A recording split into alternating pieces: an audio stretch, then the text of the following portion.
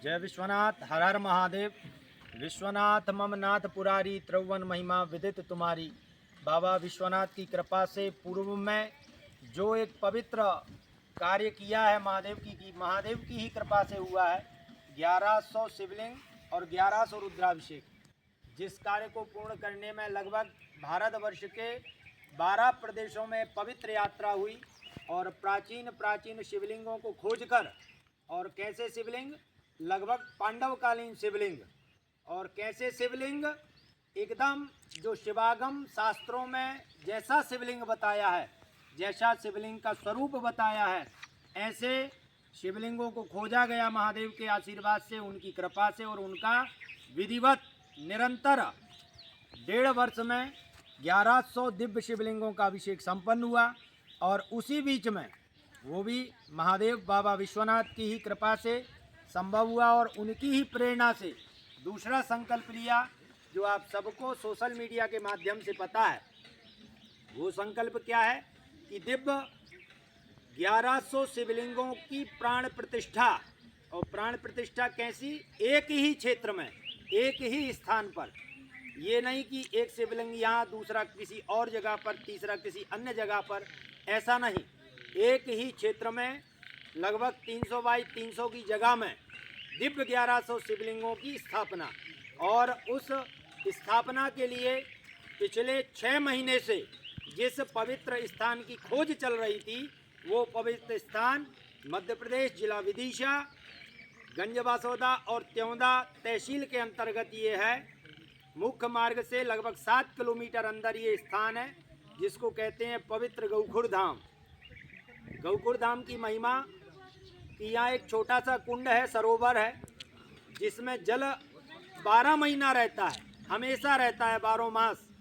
गर्मी हो, कैसा भी मौसम हो, कैसी भी ऋतु हो, उसमें उस छोटे से पवित्र कुंड में, कुंड की आकृति सिर्फ 5 बाई 5 की है, उसमें निरंतर जल रहता है। और जल का प्राकट्य गौ के चरण से हुआ है, गौ के खुर से हुआ है, इसलिए ये गौधाम है, गौधाम।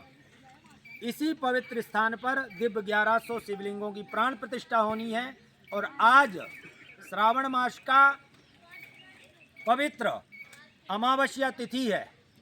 अमावस्या तिथि गुरुवार और संयोग से पुख नक्षत्र का मिलन। तो 3 चीज़ें, हरित अमावस्या, पुख नक्षत्र, दिन गुरुवार, ऐसे पवित्र समय में यहाँ पर इन सभी महादेव के भक्तों के माध्यम से, इनके सहयोग से इस भूमि पर आज 1100 बिल्व के वृक्षों का रोपण हुआ है। 1100 बिल्व के वृक्षों का रोपण इन सभी सज्जनों के माध्यम से, इनके सहयोग से ये कार्य संभव हुआ है। और आगे आने वाली जो महाशिवरात्रि है, जो वर्ष में एक बार आती है, उस पवित्र शिवरात्रि पर, क्योंकि वो शिवरात्रि कोई साधारण समय नहीं है, जैसा कि शास्त्रों ने अंकित किया है कि इस पूरे ब्रह्मांड की, इस चराचर सृष्टि की जो ऊर्जा है, उस ऊर्जा का सम्मिलीकरण, उसका एकत्रीकरण शिवरात्रि को होता है।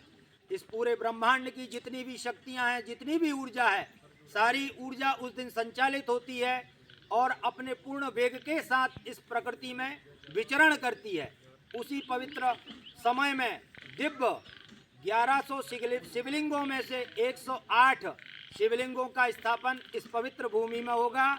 इसके लिए आप लोग सभी सोशल मीडिया के माध्यम से समय समय पर जो यहाँ से सूचना दी जाएगी, वो आप लोग सुनिएगा, समझिएगा, और जो जिससे जैसा सहयोग हो सके।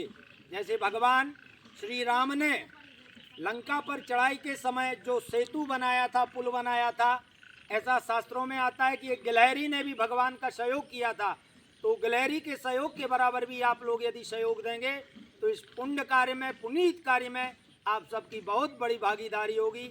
जय विश्वनाथ, नमः पार्वती पते हर हर महादेव।